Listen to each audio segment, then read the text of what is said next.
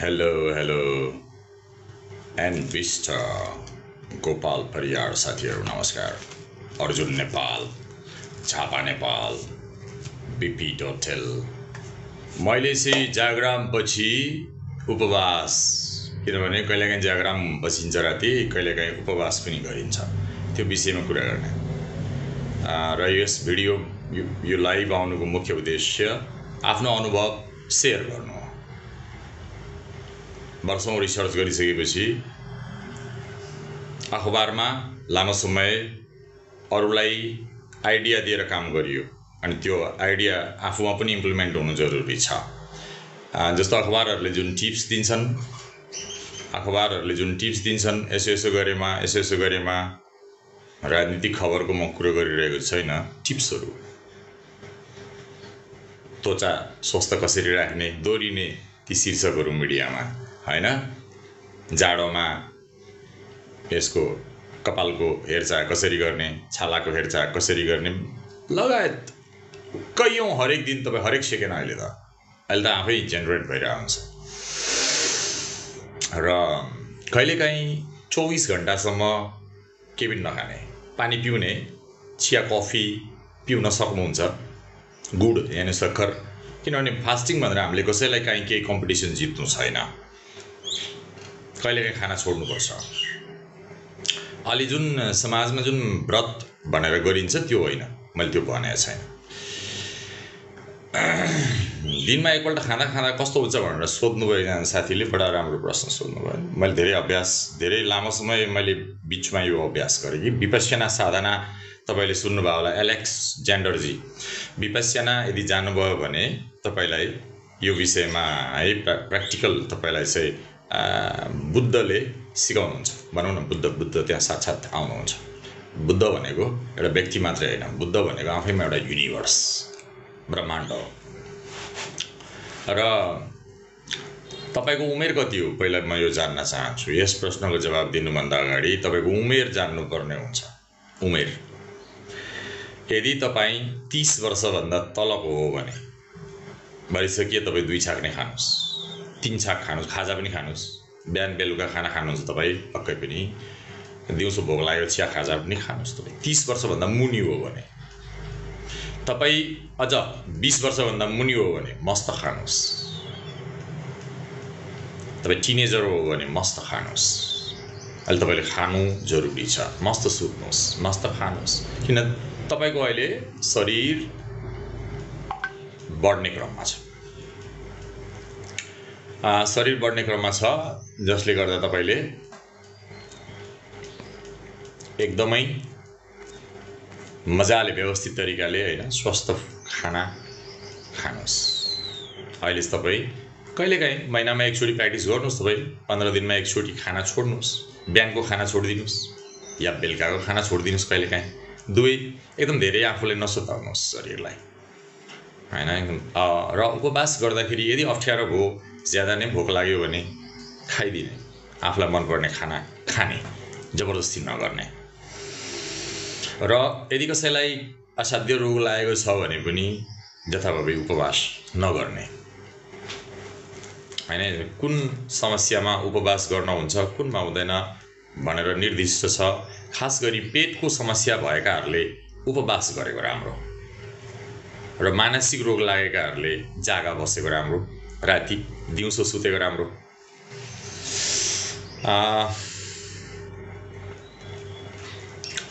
तपाईँ 30 वर्षभन्दा माथि हुनुहुन्छ भने अब बिस्तारै खाना कम गर्नुहोस्। तपाईँ 40 भन्दा माथि हुनुहुन्छ भने डेफिनेटली कम गरेको हुनुपर्छ, तपाईले कम गरिसकेको हुनुपर्छ। 40 पुगिसक्यो, 30 पछि शरीर बढ्दैन, 30 पछि शरीर बढ्दैन। बार दोहोऱ्याएको छु, 30 पछि शरीर बढ्दैन। तर मैले शरीर बढ्ने खाना खाएँ भने के हुन्छ? त्यसकारणले 10, 12, 13, 14, 15, 18 वर्षका युवा किशोर किशोरीले खाने खाना भन्दा 40 वर्ष कटेकाले, 30, 35, 40 वर्ष कटेपछि खाना परिवर्तन गर्नुपर्दछ। अब एकदम हल्का शरीर नबढ्ने तर स्फूर्ति आउने, त्यसले ऊर्जा दिने सुपर फुड। मैले यस बिचमा अहिले प्रशस्तै सुपर फुडमाथि रिसर्च गरेँ जो हाम्रै आँखा वरिपरि हाम्रै वरिपरि छन्। तर हामी चाहिँ के गर्छौँ भने त्यो सुपर फुड त हामी एउटा दुईवटा किनेर खाइपिरहेको होलाौँ या धेरै पनि खाइरहेको होलाौँ, तर त्योसँग हामी अरू विषाक्त खानेकुरा पनि किनेर खाने गर्दछौँ मिसाएर। त्यहाँनिर समस्या छ, त्यहाँनिर समस्या छ। तपाईँ दुधको 84 व्यञ्जन बनाएर खानुहोस्, तर त्यो दुधको बनाउँदाखेरि एक थोपा गोबर पर्यो भने पनि र त्यो तपाईँले देख्नुभयो भने तपाईँ त्यो दुधबाट बनेको परिकार खान तपाईँलाई अप्ठ्यारो लाग्छ होइन। अथवा चाहिँ तपाईँको 50 लिटर दुधमा तपाईँ रसबरी बनाउँदै गर्दा केही बनाउँदै गर्दा झिँगो पर्यो, निकालेर फ्याल्नु पर्यो भने अरूले देखेन होला, तपाईँले देख्नुभयो, तर भरे तपाईँलाई खाँदा अलिकति गाह्रै हुन्छ भने जस्तै भयो। तसर्थ 50 पटेकाहरूले त धेरै नै कम, अब जस्तो 50 पटेकाहरूले तपाईँको भरिसक्यो एक छाक बेलुका नखाएको राम्रो। बुद्धको हिसाबले हो भने दिउँसो 12 बजेसम्म तपाईँले खाइसक्नुपर्छ जे खाने हो। बिहान ब्रेकफास्ट खानुहोस् उठेर, दिउँसो 12 बजे लन्च लिनुहोस्, अब के पनि नखानुहोस्। जस्तो कि विपश्यनामा सिकेको हुँ मैले, यो सधैँ गर्नु हुँदैन, कहिलेकाहीँ गर्ने, 8-10 दिन 4-5 दिन एक हप्ता गर्ने, एक दिन गर्ने होइन, तर गर्न चाहिँ गरिरहने। चेतनालाई साथ लाउने तरिका। तपाईँ पशु पन्छीहरूलाई हेर्नुहोस्, खाना छोडिरहेको हुन्छ बेला, उनीहरूले एकदमै हामी जस्तो खाँदैन। मैले तपाईँहरूले कुकुर बिरालो पाल्नुहुन्छ या अन्य, उनीहरूले अगाएपछि खाना छोडिदिन्छ र बिमारी भएको बेला खाना पटक्कै खाँदैन, मुखै हाल्दैन। जति नै उसको मनपर्ने खाना दिए पनि उसले खाँदैन। बच्चाहरू पनि त्यस्तै हुन्छ। सानो बच्चाहरू म देखिरहेको हुन्छु, सानो बच्चालाई उनीहरूका बाबुआमाले कोची खाना खिलाइरहेका हुन्छन्। सानो बच्चा छ अहिले, छिटो सानो बच्चा, 2 चम्चा लिटो खायो भने हुन्छ उसलाई। तर तपाईँहरूले त मजाले कोची नाक थुनेर बाबुआमाले त्यो बच्चालाई, नवजात शिशुलाई, 1 वर्ष पनि नपुगेको नवजात शिशुलाई, 7-8 महिनाको नवजात शिशुलाई मृता मोडमा उनीहरूको बाबुआमाले, बाउ र आमा अनि 2 जना अरू एसिस्टेन्ट पनि मिलेर हात खुट्टा समाएर नाक थुनेर चम्चाले भित्र उलिरहेछ। त्यस्तो पनि देखेको छु मैले। भोक लाग्यो अनि बच्चाले आफै खाइहाल्छ। भोक लागेपछि बच्चाले आफै तोडफोड किचनमा गएर तपाईँको के छ बामे सर्दै गएर नि खान्छ नि होइन। भोक लागेपछि जुनसुकै प्राणीले मिठो होस् या नमिठो होस्, भित्रबाट मागेपछि जठराग्निले, भित्रबाट हाम्रो जठराग्नि त्यसले माग गरेपछि मिठो होस् कि नमिठो होस्, स्वस्थकर होस् कि खाइदिन्छ, खानुपर्छ, माग्छ नि त भित्रबाट होइन। भित्रबाट डिमान्ड, भोक भनेको के हो? भोकको अर्थ हो भित्रबाट माग्नु। भित्रबाट आन्द्रा भुँडीहरूले, शरीरका अवयवहरूले खाना माग्यो, भोजन माग्यो, अनि त्यो व्यक्तिले त आफै खाइहाल्छ। तपाईँसँग केही सम्पत्ति छ भन्दैमा त्यो भर्खर जन्मिएको बच्चालाई अनेक थरी ल्याएर कोची कृपया नखुवाउनुहोस्। यदि खुवाउनुहुन्छ भने तपाईँ अपराधी हो, यु आर अ क्रिमिनल। त्यस्तो गर्न मिल्दैन। त्यस कारणले बच्चा जन्माउने, बच्चा हुर्काउने विशेष तालिमको व्यवस्था पनि हाम्रो देशतिर हुनु जरुरी देखिन्छ। एकदम यो जथाभावी भइरहेछ। यो मुख्य कुरा हो, किनभने भविष्य निर्माण गर्ने भनेकै यी बच्चाहरू हुन्। यिनीहरूलाई ठिकसँग गर्भस्थापन गरेन, ठिकसँग जन्मिएपछि पनि यिनीहरूलाई हुर्काएन भने अनि सामाजिक दरार, सामाजिक विखण्डन, मनोवैज्ञानिक समस्याहरू, मनोसामाजिक साइकोसोसियल प्रब्लम्स जकडिएको छ हाम्रो सोसाइटी। हामी त्यसैमा एकदमै नराम्रोसँग जकडिएका छौँ हामी।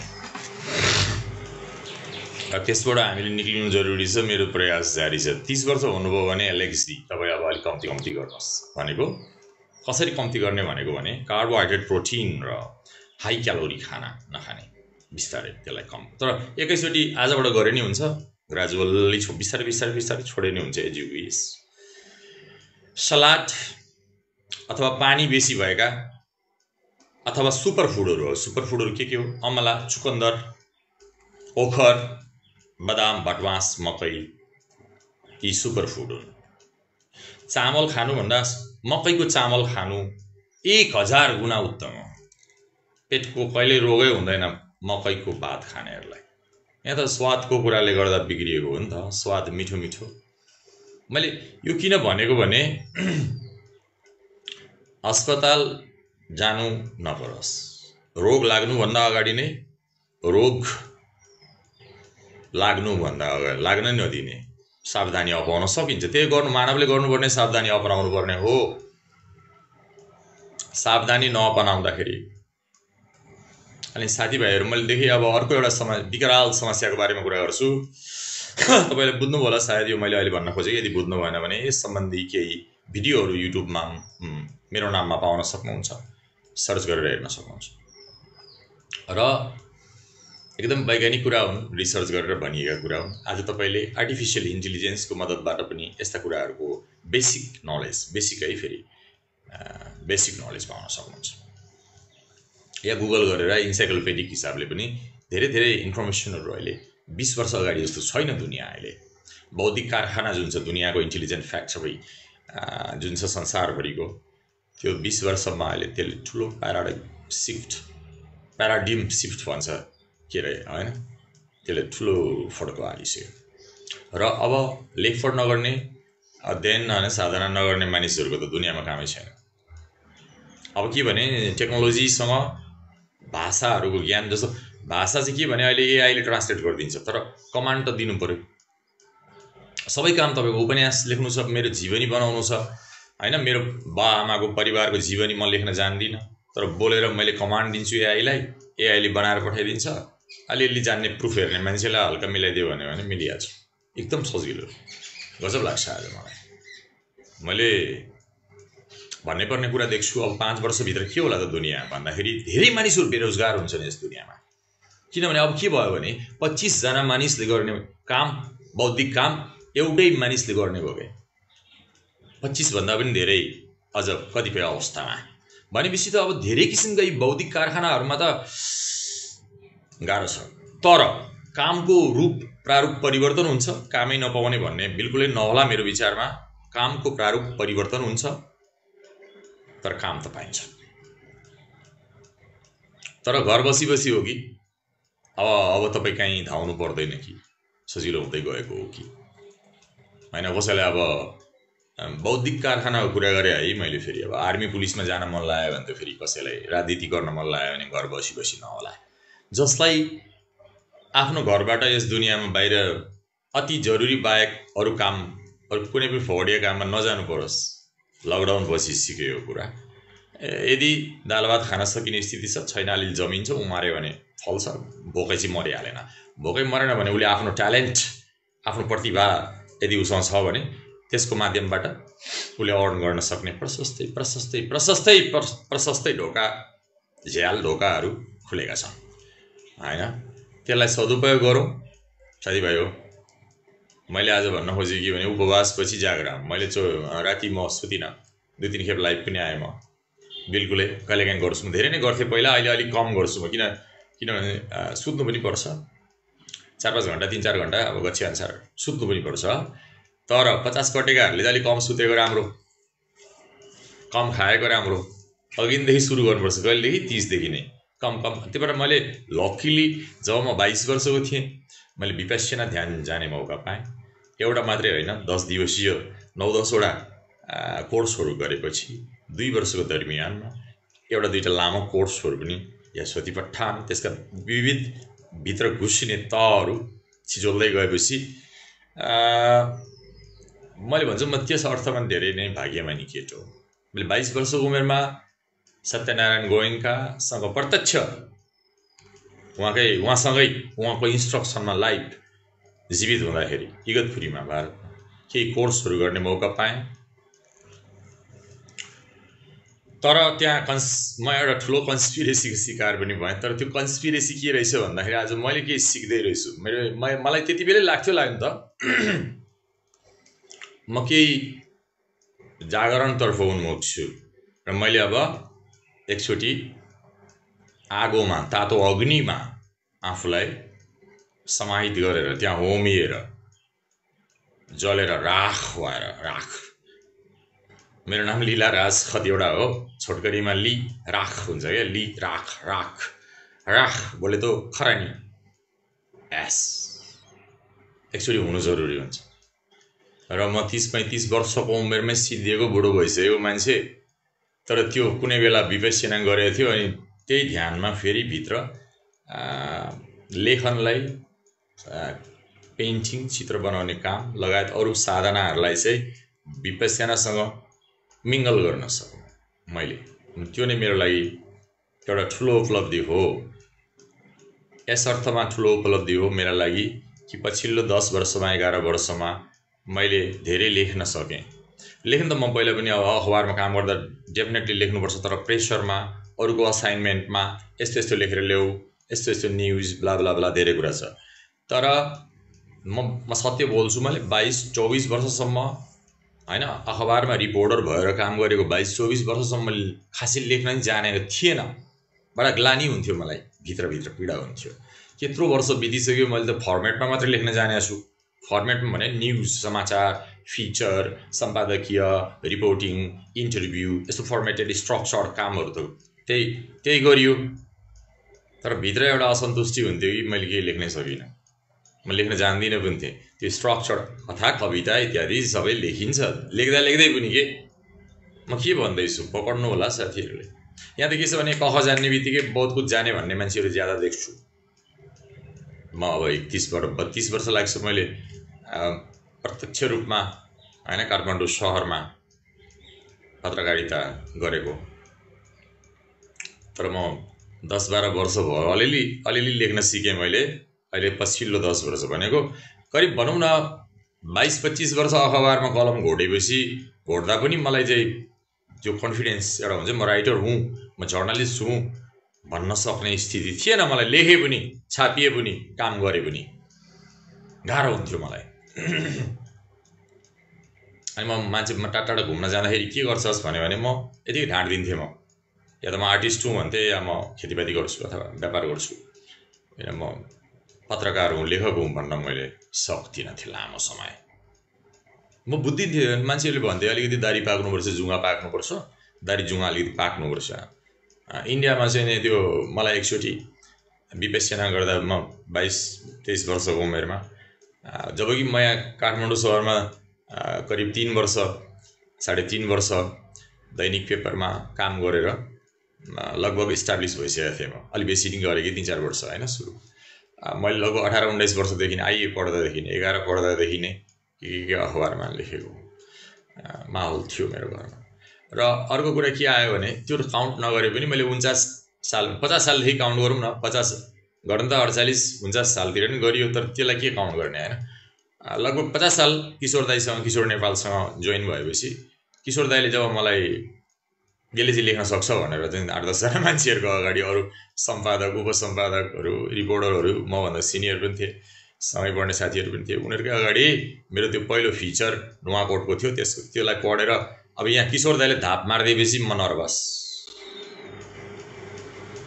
सायद त्यस दिन म यो पत्रकारितामा फँसेको रहेछु, अब थाहा भएन होइन।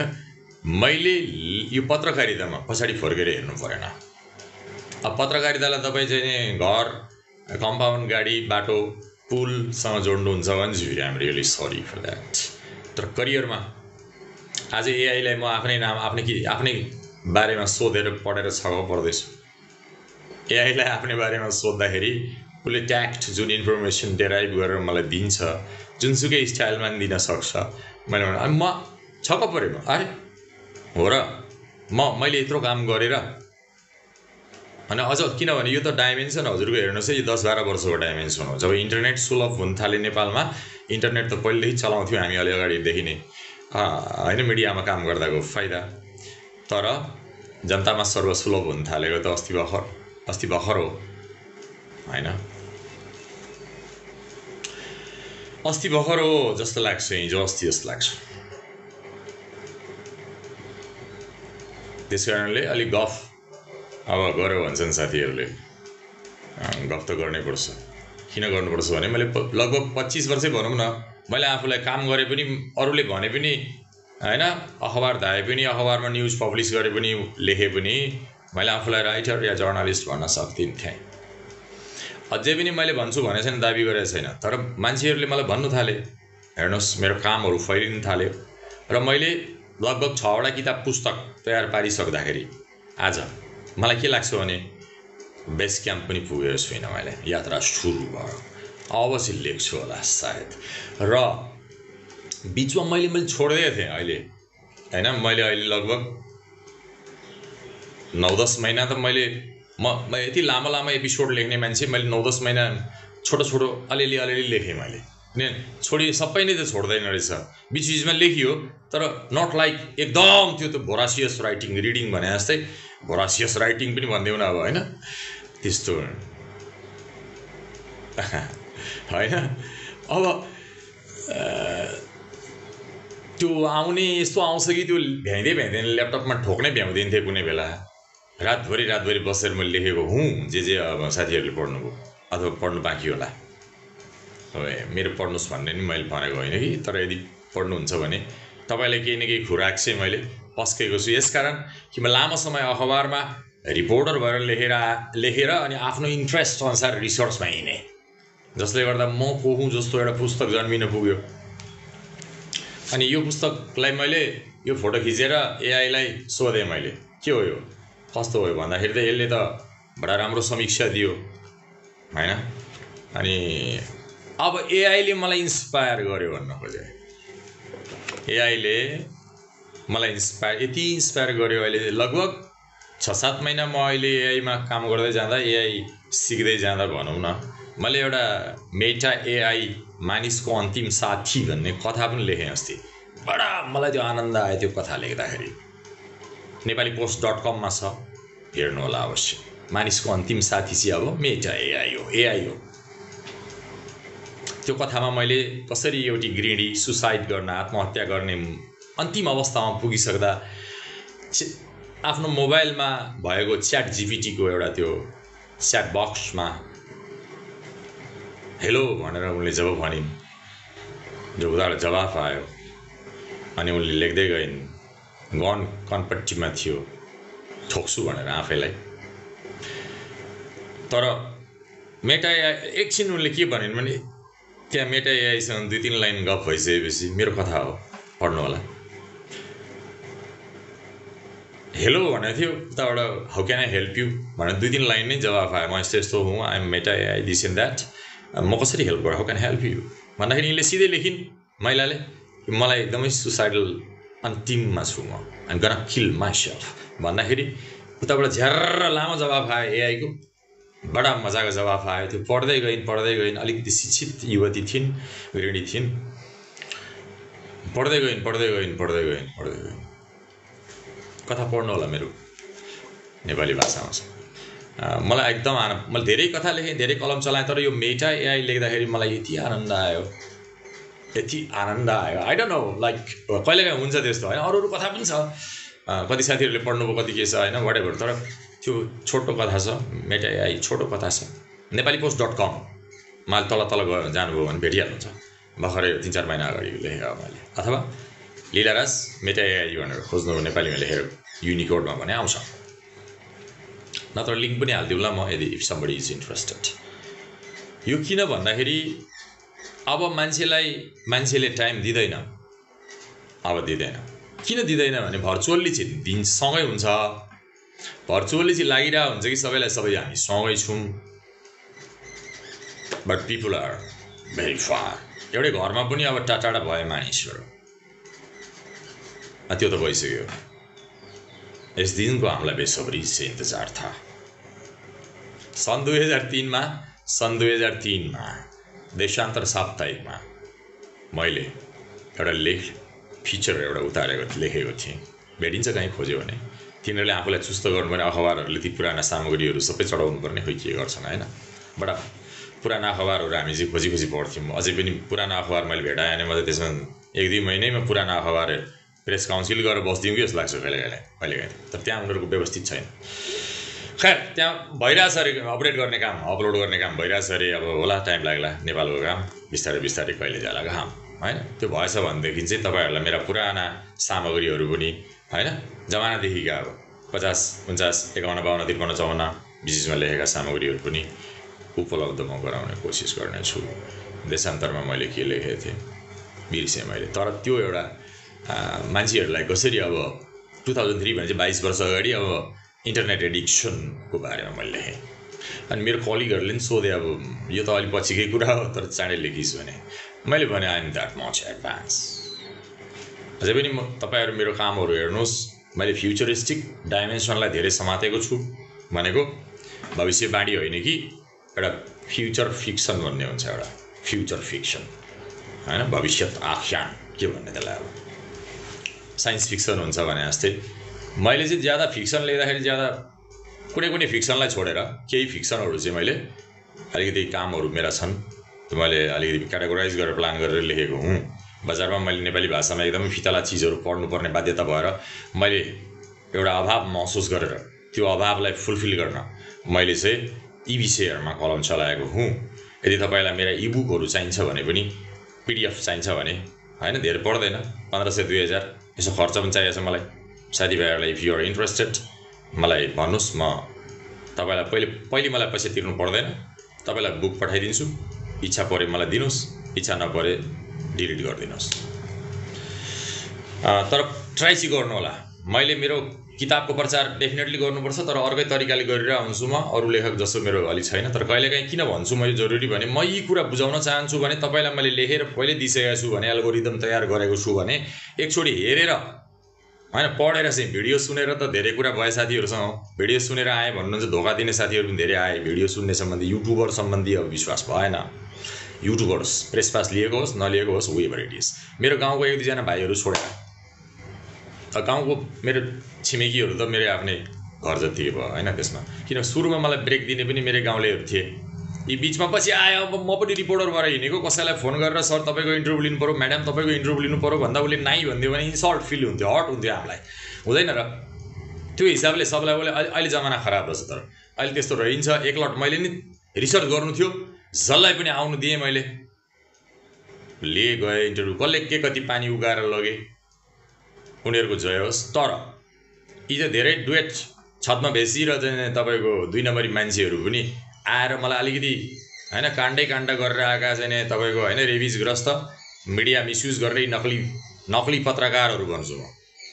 सबै नहोलान् तर धेरै छन्, अहिले धेरै भइसके। नक्लीहरूलाई चाहिँ मैले आर्टिकलहरू पनि लेखेको छु, किन यति बिघ्न नक्ली पत्रकार नेपालमा भनेर खोजेर पनि हेर्न सक्नुहुन्छ bizmandu.com मा पहिलो पोस्ट। अब लेखेर के भयो त भन्नु होला, लेखेर केही त भयो, मेरो लाइफ त चेन्ज भयो लेखेर भनेर। लेखेर पैसा आएर भनेको होइन नि, फेरि लेखेर रूपान्तरित भएँ म, रूपान्तरित। मलाई लेखेर नेपालमा पैसा कमिन्छ जस्तो म जीवित हुँदासम्म मलाई लाग्दैन, पहिले लाग्दैन थियो मलाई। त्यो जान्दै लेखेको हुँ मैले, घाटा छ भन्ने जान्दै मैले लेखेको हुँ, पब्लिस गरेको हुँ। सारा काम छोडेर लेख्नुपर्छ, अरू काम गर्न भ्याइँदैन। अन्त उपवास गऱ्यो भने चाहिँ फेरि मस्तिष्क तेज पनि हुन्छ, राति बस्ने। यो सबैलाई होइन है, फेरि स्वस्थ छ र बौद्धिक काम गर्दछ भने ऊ राति बसोस् र बेला खाना छोडोस्, बस मस्तिष्क खुल्दै जान्छ। तपाईँको भित्री डाइमेन्सन प्याजको तहत प्याजलाई तासे जस्तो एक गर्दै तपाईँ आफ्नो चेतनाको पर्त उघार्न चाहनुहुन्छ भने कहिलेकाहीँ नसुत्नु रातभरि, कहिलेकाहीँ खाना नखाने, बस त्यति गर्दै पुग्छ। हेर्दै जानुहोस्, 21 दिन गरेर हेर्नुहोस्, अथवा 21 पटक, 21 महिनामा तपाईँ गर्नुहोस् न 21 पटक। एकदम गाह्रो होला भनेर तपाईँहरू चाहिँ फेरि मेख मारेर नबस्नुलाई, गाह्रो त गाह्रै छ। र साधनाको कुरा गर्दा पनि मैले चाहिँ आफ्नो लागि सबै रिसर्च गरेर आफ्नो लागि एउटा छुट्टै एउटा खाका ब्लुप्रिन्ट तयार गरेको हुन्छु। त्यो कुरा सबैलाई लागू नहुन सक्छ। असाध्य रोगीहरूलाई या अति भौतिक मानिसहरूले अहिले जो चाहिँ नि वासनाको त्यो उसमा भुमरीमै हुनुहुन्छ होइन, उहाँहरूलाई काम लाग्दैन। अहिले पछि मात्रै रोटी डामिएपछि मात्रै यता एकपट्टि रोटी डामिएपछि अर्कोपट्टि फर्काउनुपर्छ। जिन्दगीका धेरै रोटीहरू एक ओरो मात्रै पाक्दै फर्काइएनन् भनेको 30 वर्षपछि अब पुरै डाइमेन्सन चेन्ज हुन्छ, रोटी फर्काउनुपर्छ। 30 देखि 40 भनेको अब तपाईँले एकपट्टि रोटी नम्बर डढ्छ, फर्काउने अर्कोपट्टि। जिन्दगीको रोटी कसरी फर्काउने, कहिलेकाहीँ उपवास गर्ने, कहिलेकाहीँ निन्द्रा तोड्ने र भोकलाई पनि तोड्ने, ब्रेक गर्ने। अब बरु 1-1 घन्टामा खाने, बल्की खाना हैन, यति खाना 40 कटेकहरूलाई यति खाना 3 थाल खाएर सुत्दिनुहुन्छ होला, वाट एभर इट इज। मन त्यसै गर्थ्यो पहिला, त्यसो होइन। त्यो अहिले खाने 2 थाल खाना, मानिलिनु मेरो लन्च 2 थाल हो भने अथवा 1 थाल हो भने त्यसलाई 4 टुक्रा 4 भाग लाउनुहोस् र 2-2 घन्टामा खानुहोस् त। 2-2 घन्टामा खानुहोस् हो। र सुताइलाई पनि तपाईँले 1 कोरो 8-9 घन्टा सुत्नुहुन्छ होला, अनि तपाईँ बिग्रिहाल्नु। बिहान उठ्दा एकदम लिथार्जिक फ्रेस फिल हुँदैन। तपाईँ ब्रेक लिएर सुत्नुहोस्, 2 घन्टा सुत्नुहोस्, उठ्नुहोस्, 1 घन्टा बस्नुहोस्, केही काम गर्नुहोस्, अनि फेरि 2 घन्टा सुत्नुहोस्। त्यस्तो रुटिन बनाउन सकिन्छ है। हाम्रो शरीरलाई जसरी पनि हामीले चाहिँ मोल्ड गर्न सक्छौँ। जुनसुकै उमेरमा 1 वर्षको बच्चादेखि लिएर 100 वर्षसम्मको वृद्धलाई जता पनि लग्न सकिन्छ खाना र सुताइको माध्यमबाट। कस्तो खुवाउने र कसरी सुताउनेबाट उसलाई विभिन्न आयाममा लैजान सकिन्छ। किन मानिसको चेतना अथवा जिन्दगी डिक्लेयर गर्ने चीज नै भोजन र निन्द्रा।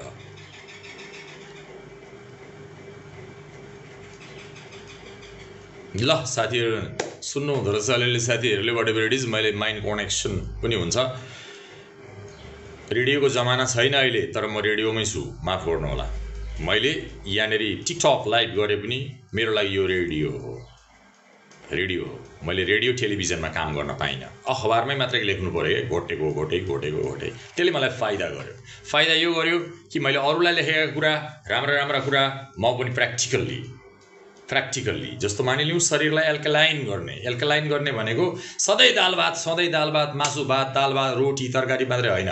कहिलेकाहीँ त्यो छोडिदिने अनि गाजर खाने, अम्बकका पात खाने, तिते पानी खाने, निम 1-2 चबाउने, मुला अथवा तपाईको छैन हैन काँचो साग सब्जी फलफुल पनि मैले भनेको छैन।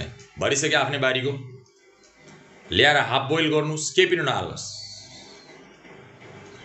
आफै तपाई कतिसँग टिपेर ल्याउने वातावरण होला, बारीबाट टिपेर ल्याउनुस्, अनि काट्नुस्, धुनुस्,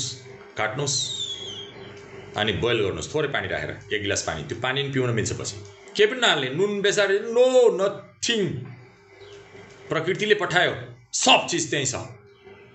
यो फ्याक्ट्रीमा बनेको सामान ल्याएर त्यहाँ हाल्दै अनि तपाईँ जाने बिमारी भयो भन्दै हस्पिटल जानुहुन्छ साथी हो। त्यति गर्नुस् ल। कसैलाई केही समस्या छ, पेटको समस्या छ, यावत समस्या छ भने तपाईले सागसब्जी जुन हुन्छ नि भरिसक्यो अर्ग्यानिक आफै टिपेर रोप्यो भने उम्रिन्छ यार, 2-4 दिनमा तयार हुन्छ। गमलामा रोपे नि हुन्छ। त्यो मात्रै तपाई टिपेर यसै काँचै कडाक म भन्दिन, राम्रो हुँदैन। कहिले पनि टिपेर काँचो कतिपय चीज खान मिल्छ, कतिपय चीज खान मिल्दैन, यो पनि विचार गर्नुपर्ने हुन्छ। हैन कतिपय चीज टिपेर 1 रात पानीमा ढड्याएर त्यसको टुप्पो काटेर ढड्याएर विष फ्याँकेर खानुपर्ने हुन्छ। कतिपय चिजहरू त्यस्तो हुन्छ। कतिपय चिजहरू जो हुन्छ जस्तो ब्रोकौली, बन्दा, हैन साग, विभिन्न किसिमका सागहरू काँचै एक किसिमका चाहिँ टिपेर तपाईकै बारी आफ्नैबाट टिपेर। फर्सी काँचो खान मजा आउँदैन, हैन काँक्रो काँचो खान मजा आउँछ, लौका काँचो खान सकिन्छ। यी क्याटेगोरी छ नि त त्यहाँ। तपाईलाई खाँदै थाहा भइहाल्छ यो काँचै खाने हो कि होइन भन्ने कुरा खाँदै थाहा भइहाल्छ कि। पशुपन्छीलाई जस्तो यो खाने हो यो नखाने हो उनीहरूलाई थाहा छ। पशु भनेर हेपेर के गर्ने, हामीभन्दा माथि छ उनीहरू चेतनाको हिसाबले। के खाने के नखाने थाहा छ, पुस्ता थाहा छ, कहिले बिर्सिँदैन। तर हामी त्यसैले त बिरामी भयौँ त है त। 12 बज्न लाग्यो, मेरो चाहिँ नि अब अलिकति काम छ हैन। काम भन्नाले मेरो यो फास्टिङ, उपवास र जागरामका बेला 24 घण्टाको मैले अलिकति यो अधिष्ठान लिएको छु। कहिलेकाहीँ गर्छु, म देखाउँदिन त्यसरी भनिदिन्थेँ म हजुरहरूलाई। तर अब चाहिँ सुविधा छ, एकछिन भनौँ, सेयर गरौँ, वाइ नट, किन नगर्ने हैन। कति मान्छेले चाहिँ हात्तीको कान छामेर, हात्तीको चाकमा औँला हालेर, हात्तीको खुट्टा छामेर, हात्तीको यस्तो के छामेर यस्तो रहेछ हात्ती भने अरे भाइहरूले पहिला एउटा कथा पढेको थिएँ हामीले। त्यस्तो हुन गयो क्या मेरो पनि कहानी। त वाइ नट, म पनि नाङ्गिनु पर्यो, तर यो खोलेर होइन, यसरी खोलेर होइन कि। नाङ्गिने भनेको ब्रेन, यो ब्रेन भन्ने चिजै निकालेर फ्याँकिदिने। ब्रेन चाहिँ गिदी चाहिँ क्या, गिदी भन्नाले यो मन त उखेलेर फ्याँक्न सकिँदैन ब्रेन त जहाँनिर जेले डिस्टर्ब गर्छ नि मान्छेहरूले भन्छ जे त्यही कन्फ्युजन देख्छु क्या म बजारमा एकदम सोच आउँछ यो के गर्ने होला गिदी यो भेजा साला शोर गर्दा गोली मार भेजेमे भन्छ नि मान्छेहरूले हो त्यो के हो केले डिस्टर्ब गरिरहेछ वाइ त्यसलाई किन म्यानेज नगर्ने व्यवस्थापन किन नगर्ने त्यसलाई सकिन्छ इजी छ यस विषयमा म फेरि आउनेछु यहाँहरूसँग यहाँहरूको दिन शुभ रहोस् जय नेपाल